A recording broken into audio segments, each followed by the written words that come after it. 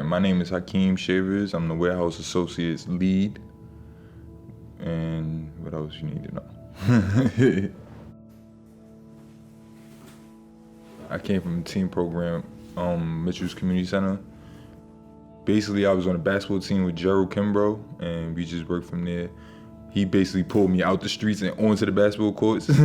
So that's where we came from. That's how I got a hold of Eastside House, through basketball and sports.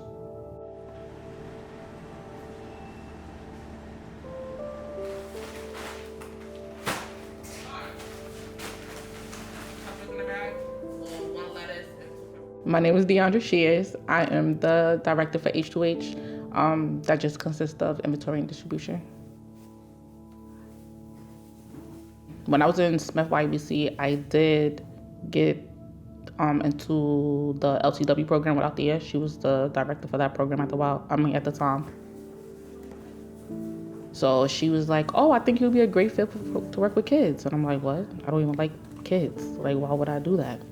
And then she was like, "No, you're just gonna go and do the interview." And look at me 8 years later, still with Eastside House.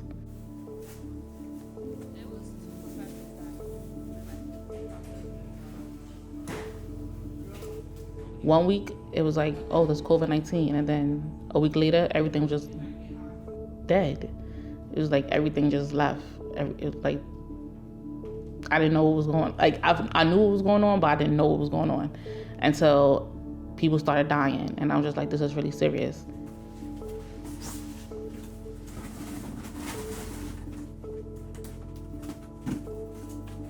In the community, you wasn't seeing much because everybody was at home. So it was like ghost town. But then you start to hear the stories. You start to hear, oh, well, we don't have that much food in our house. We can't go outside. Or we don't have the resources for school, like laptops and Wi-Fi and all that other stuff.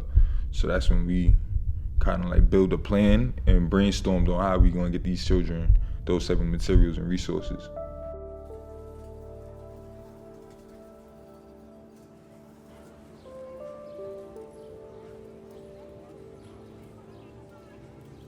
I know if I couldn't have the resources that I need, I would have to travel for it. So I would think that they would have to go very far to get the resources that they need.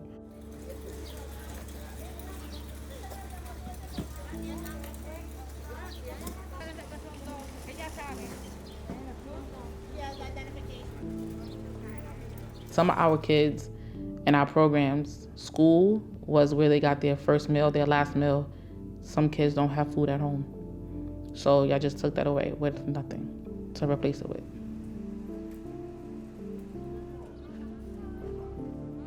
Some of these people we grew up with, like we seen them around, they're already family to us because we already have their kids in our program, and their kids is like our kids. So you might not see it on the line, but you don't know what's going on in their household. The situations can be more severe than we can actually see with our eyes.